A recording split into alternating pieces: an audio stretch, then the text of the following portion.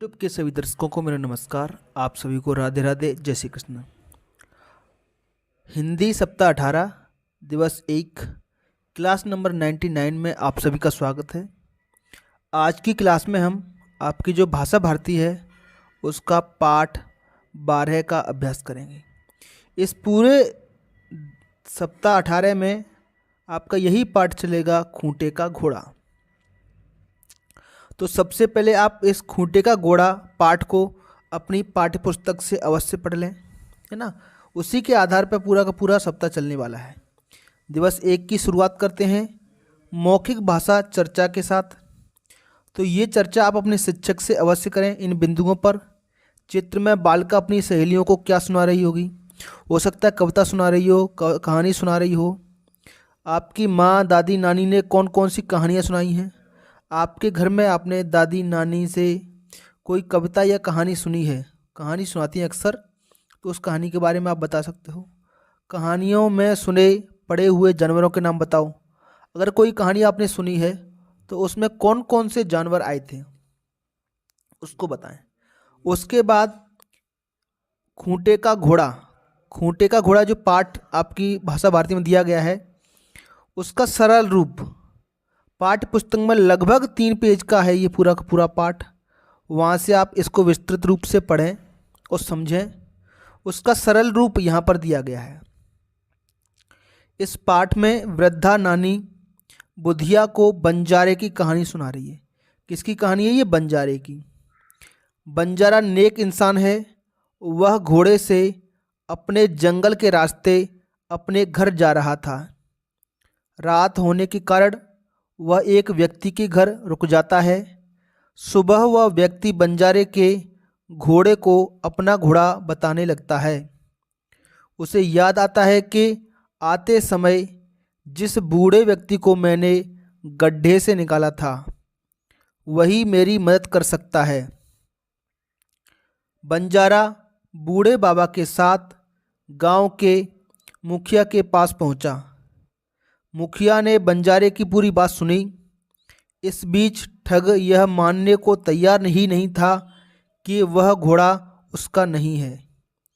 पूछने पर उसने बताया कि मेरे खूंटे ने कल ही इसको जन्म दिया है। ठग क्या कह रहा है? मेरे खूंटे ने इस घोड़े को जन्म दिया है। बूढ़ा बाबा सोने का नाटक करके यह सब सुन रहा था। मुखिया जी ने पूछा, बाबा आप क्यों आए हो? तो बाबा ने उत्तर दिया कि मैं जंगल में तालाब के पास रहता हूँ। यह घोड़े वाला व्यक्ति रात को मेरे तालाब में आग लगाकर, क्या कह रहा है? तालाब में आग लगाकर आया। मैं जब तक आग बुझाने लगा तो उसने तालाब के किनारे बनी मेरी झोंपड़ी से 1000 असरफियों की थैली चुरा ली। मेरी असरफियाँ दिलवा दो। यह सुन ठग चिल्लाने लगा, यह बाबा झूठ बोल रहा है। पानी में कहीं आग लगती है क्या? इस पर मुखिया ने कहा, जब खूंटा घोड़े को जन्म दे सकता है तो तालाब में आग क्यों नहीं लग सकती? इस तरह ठग भौचक्का रह गया। उसने सोचा कि अब दाल नहीं गलने वाली है और बंजारे का घोड़ा मिल गया। उसने बाबा और मुखिया का धन्यवाद किया और अपने डेरे में वापस चला गया। तो बेटा इस कहानी में कैसे कैसे बंजारे का घोड़ा ठग चाहते थे कि वो उनके पास रह जाए। फिर बूढ़े बाबा ने उस बंजारे की मदद की और मुखिया के द्वारा वो घोड़ा वापस बंजारे को मिल गया। ये कहानी पढ़ने के बाद आते हैं लिखित भाषा विकास पर। तो ये बेटा आपका अनुलेख है। प्रथम 5 पठन बोध की प्रथम 5 पंक्ति, ये जो पठन बोध ऊपर दिया गया है तो शुरू की 5 लाइनें आप यहाँ से देख करके यहाँ पर लिख दोगे। ये बहुत ही आसान कार्य है। बस सुनिश्चित करें बेटा आप लिखने में गलती ना करें। इसके बाद बंजारे ने बूढ़े की मदद किस प्रकार की? तो जब बंजारा जंगल से गुजर रहा था, पानी पीने के कुएं के पास गया तो बूढ़े बाबा चिल्लाया, तो बंजारे ने बूढ़े बाबा को गड्ढे से निकाला था। क्या मदद की थी बंजारे ने बूढ़े बाबा की? बंजारे ने बूढ़े बाबा को गड्ढे से निकाला।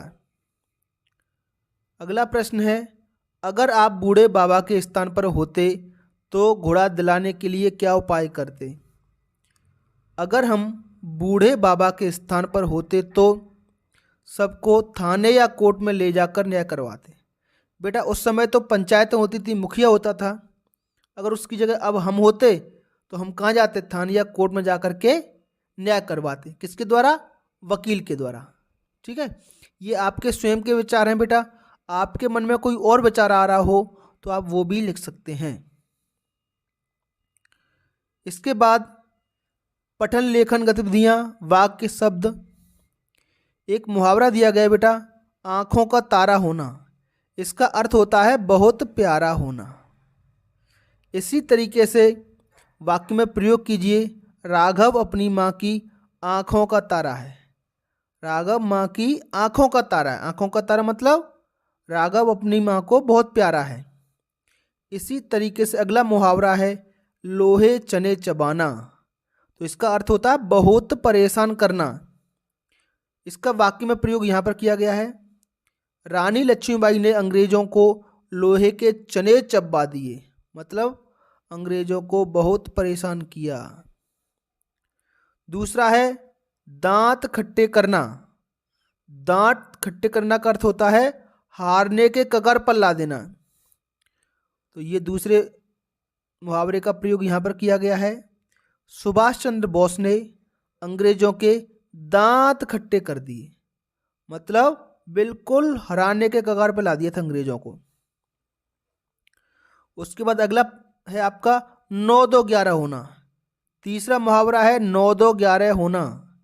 इसका अर्थ है भाग जाना। तो यहाँ वाक्य में प्रयोग देखिए, पुलिस को देखकर चोर 9-2-11 हो गए। 9-2-11 हो गए मतलब पुलिस को देख करके चोर भाग गए। ठीक, इसके बाद है प्यारे बच्चों धारा प्रवाह पठन। अपने पुत्र की खातिर रानी को यह आघात मतलब होता है प्रहार सहन करना पड़ा। वीर नारायण उस समय बहुत छोटा था। रानी ने उसका राजतिलक संपन्न कराया और गढ़मंडला राज्य की संरक्षिका के रूप में रानी स्वयं शासन कार्य देखने लगी। इसके बाद मौखिक प्रश्न है, राज तिलक से क्या आशय है? राज तिलक से मतलब होता है वहाँ का राजा बन जाना। राज तिलक होने के बाद जिस व्यक्ति का राज तिलक होता है वह उस राज्य का राजा बन जाता है। लिखित प्रश्न है, संरक्षिका के रूप में, ये लिखा है ना। तो छोटा सा बच्चा राजा बन गया, अब उसके राज्य की रक्षा करने की जिम्मेदारी किसने ले ली? रानी दुर्गावती ने। तो संरक्षिका का अर्थ होता है राज्य की सुरक्षा की जिम्मेदारी ले लेना। ठीक है प्यारे बच्चों, तो उस गढ़ मंडला जो राज्य था उसकी संरक्षिका कौन बन गई? रानी दुर्गावती। स्वतंत्र अभ्यास पे आते हैं। अपने पुस्तकालय से कुछ जानवरों के चित्र कहानी की पुस्तक पढ़िए और प्रश्नों के उत्तर लिखिए। यह कहानी किस जानवर के विषय में है?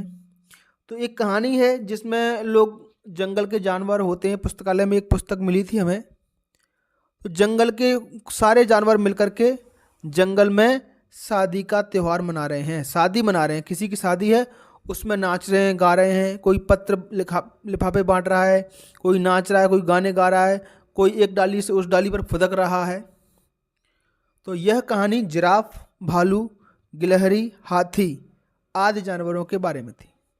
आपने अपने पुस्तकालय में कौन सी कहानी पढ़ी है? कौन से जानवरों की बुक्स आपने पढ़ी थी?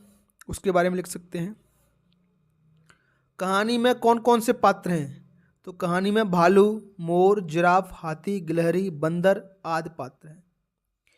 एक पात्र के विषय में 2 वाक्य लिखिए। तो इनमें से हमने ये पात्र उठा लिया भालू। भालू के बारे में 2 बातें। भालू को शहद बहुत पसंद होता है, ठीक है, और भालू के शरीर पर काले घने बाल होते हैं। कैसे बाल होते हैं? काले और घने बाल होते हैं। ठीक बेटा, तो अब है बेटा समय आज के प्रश्न का। आज का प्रश्न आपकी स्क्रीन पर है, चंबल नदी कहाँ से निकलती है? बेटा हर वीडियो के अंत में मैं आपसे एक प्रश्न पूछूंगा, उसका जवाब आप मुझे कमेंट बॉक्स में दोगे। तो आज का प्रश्न है बेटा आपकी स्क्रीन पर, चंबल नदी कहाँ से निकलती है?